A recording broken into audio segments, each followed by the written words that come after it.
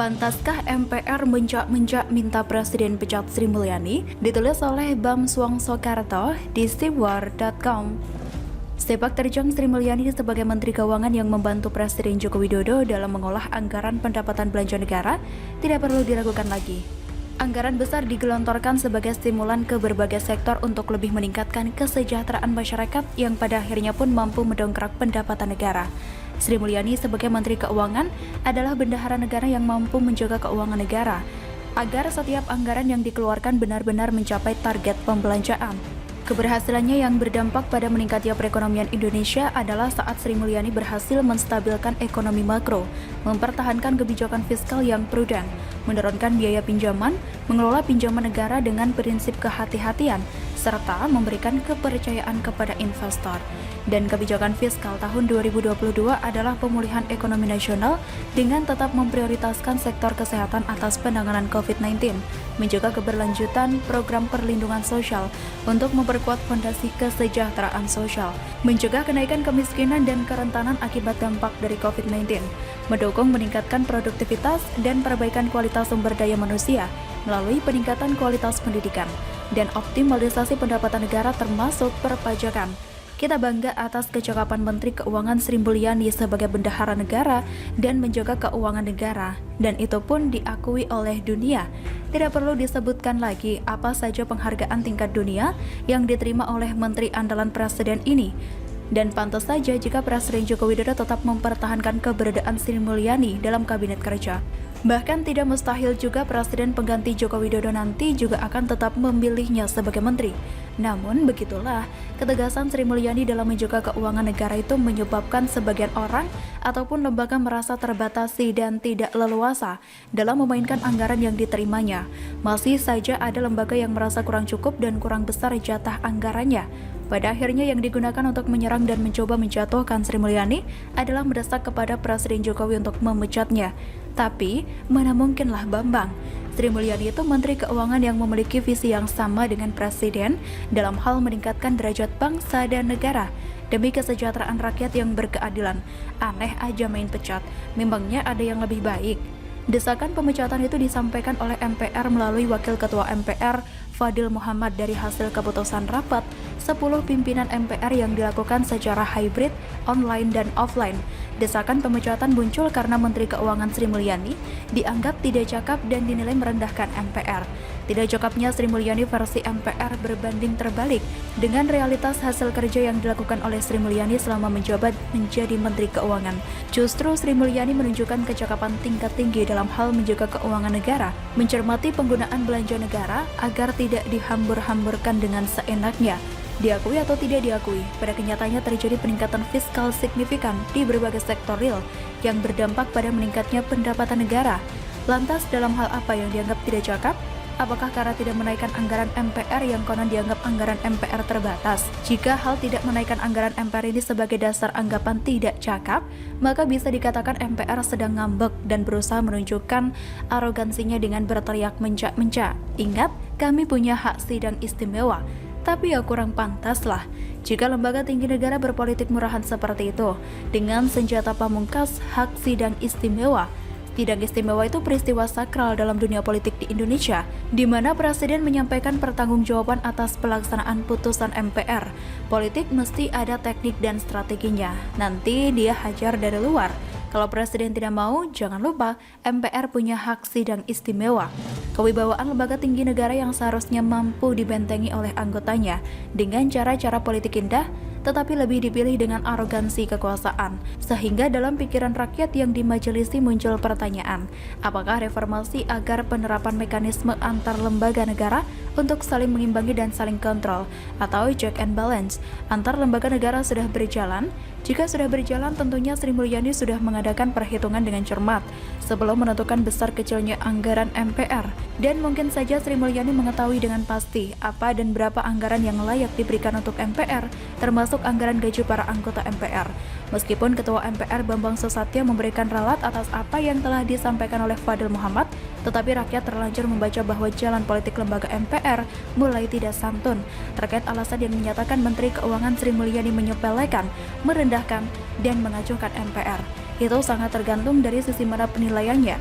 Karena sebagai seorang menteri, siapapun orangnya pastilah tidak akan memiliki keberanian untuk menyepelekan, merendahkan, dan mengajukan MPR sebagai lembaga tinggi negara.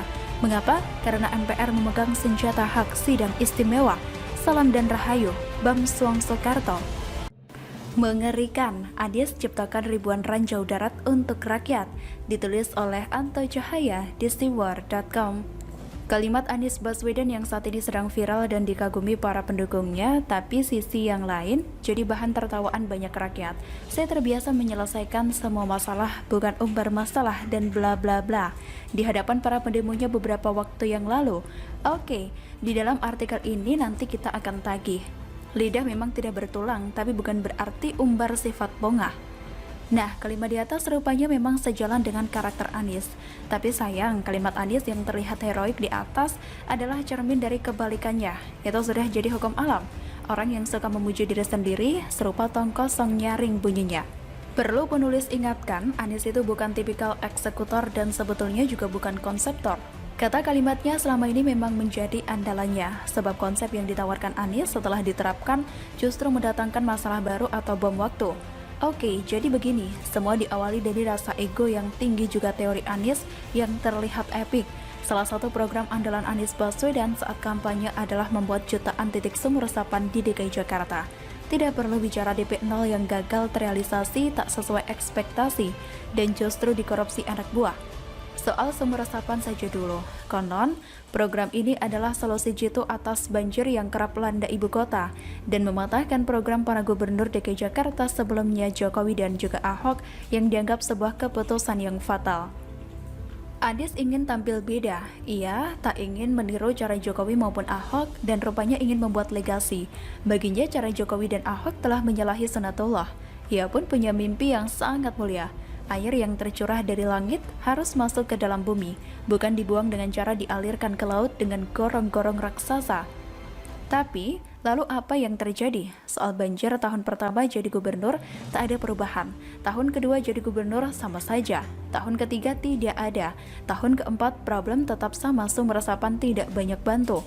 Masuk tahun kelima, sumur resapan akhirnya berhasil timbulkan masalah baru. Sumber resapan yang sudah dibangun ribuan dari target 1,8 juta titik dan jauh sekali dari janji kampanyenya waktu itu. Kini, sumber resapan itu mulai dikeluhkan oleh warga. Warga banyak yang protes, selain tidak mengurangi dampak banjir, ada yang jauh lebih mengerikan yaitu berpotensi menjadi ranjau darat yang dapat melukai rakyat. Bahkan tidak hanya melukai, yang lebih mengerikan bisa membunuh rakyat. Apakah itu tampak berlebihan? Tentu saja tidak.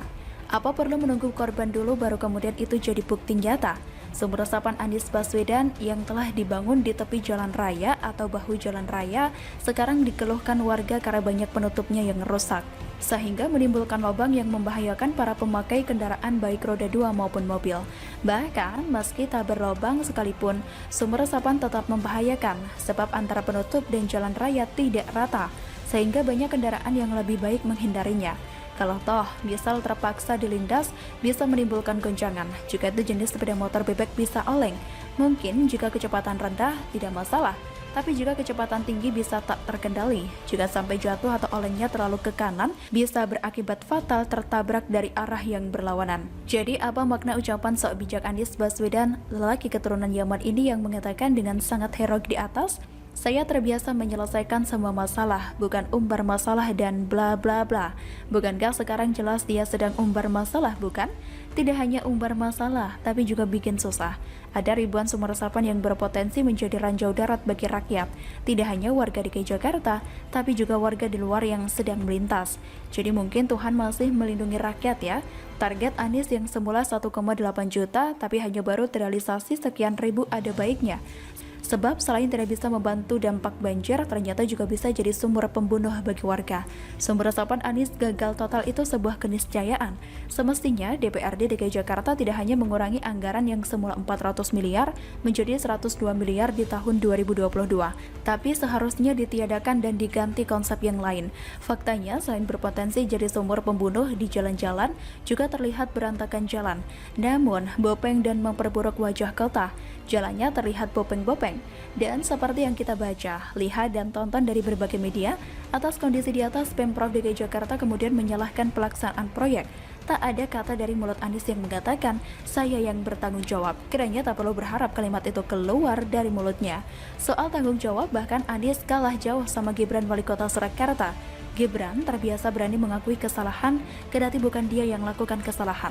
Ia selalu mengatakan bertanggung jawab, bahkan ketika diketahui ada pelajar yang kena COVID-19 selama pembelajaran tatap muka diberlakukan. Coba kalau Anies, sudahlah, soal sumur resapan yang dikeluhkan warga dan timbulkan masalah dan membuat tidak nyaman pengendara, bagaimana solusinya? Sebelum anggaran hanya dibuat bangunan sia-sia tiada guna, seperti halnya patung bambu, peti mati, sepatu, dan lain sebagainya itu. Wes, rusak-rusak. Demikian, salam.